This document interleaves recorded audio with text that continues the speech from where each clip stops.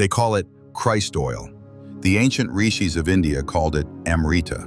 The Greeks spoke of ambrosia. The Egyptians whispered of sacred oil of the eye of Horus. Different cultures, different names, but all pointing to one hidden secret, a nectar of light that lives inside you. Deep inside the human brain lies a tiny gland, no bigger than a grain of rice, the pineal gland. Science says it regulates sleep with melatonin, but mystics say it regulates your soul's awakening. Within it, something miraculous happens. When purified through breath, meditation, and inner discipline, the pineal begins to secrete a subtle fluid. Golden, luminous, electric. This is the nectar of the gods. In Christian mysticism, it is called Christ oil. The anointing of Christ was not only symbolic, it was energetic. The oil of the pineal rises through the spinal column, lighting up each chakra like a lamp. When it reaches the crown, it transforms into spiritual illumination. This was the true anointing, the inner alchemy that turns a human into a Christed being. In the Vedic tradition, the yogis called it Amrita. Amrita means that which is beyond death, the nectar of immortality. Ancient texts describe yogis who survived for days without food, nourished only by this sacred secretion dripping from the pineal. Tantra calls it Bindu. Ayurveda speaks of Soma. All point to the same inner fountain of life, a liquid light that renews the body and awakens the soul. When the body is balanced, when the mind is still, when the breath flows like a gentle river, the pineal releases this oil. It travels down the spine, is transmuted in the solar plexus, and then rises again toward the brain. This cycle is like an inner distillation process, turning the raw matter of the body into the refined wine of spirit. This is why alchemists spoke of the philosopher's stone. It was not about outer gold. It was about the golden nectar within. Today, most people have forgotten this secret. The pineal is calcified, hardened by fluoride, stress, and distraction. We live outwardly, chasing food, pleasure, entertainment, while the greatest feast is locked inside us. The ancients knew how to unlock it. Through fasting, through sunrise gazing, through meditation on the third eye, through chants and mantras that vibrate the brain. Every culture had techniques. Every temple was a reminder. Look at the forehead of Shiva, a third eye glowing. Look at Buddha's urna, a point of light between the brows.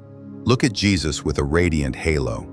Look at the eye of Horus in Egypt, all symbols of the same secret, the pineal gland awakened by the sacred oil. Modern science is catching up. Within the pineal are tiny crystals, piezoelectric, like quartz. They vibrate with frequency. They respond to light, sound, and intention.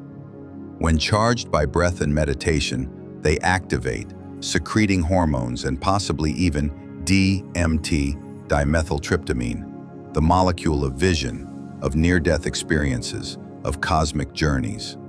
What yogis described as Amrita, science may one day call neurochemical light. But names do not matter. The experience does. Imagine your body as a temple. The spine is the altar.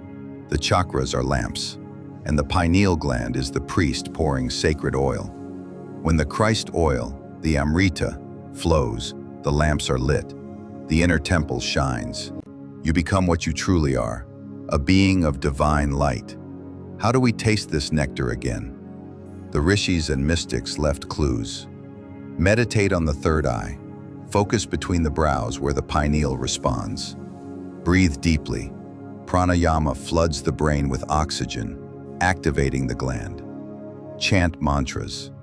Vibrations like Om or Aing resonate in the skull, massaging the pineal. Protect purity.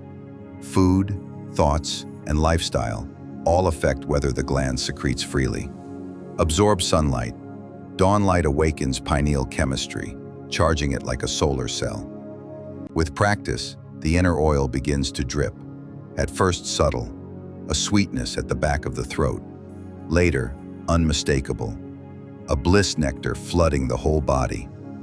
Legends say yogis in the Himalayas drank only this nectar. Greek philosophers hinted at ambrosia feasts of the gods. Christian saints glowed with halos, nourished by Christ oil. Taoist immortals practiced the nectar of the jade pool. Different paths, same destination, to taste what is beyond death while still alive. When this nectar flows, it is not just about health or longevity, it is about union. The drop of Amrita drips like moonlight. The fire of Kundalini rises like the sun. When the two meet in the brain, Shiva and Shakti embrace, and you become whole. They call it Christ oil. The Rishis call it Amrita. Names may differ, but the truth is eternal. Inside you is a fountain of light, a nectar of immortality, a secret waiting to awaken. You do not need to search for it in scriptures or temples.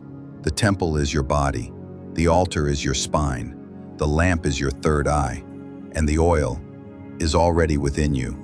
Guard it, awaken it, taste it, for in that drop of nectar, you will remember who you truly are.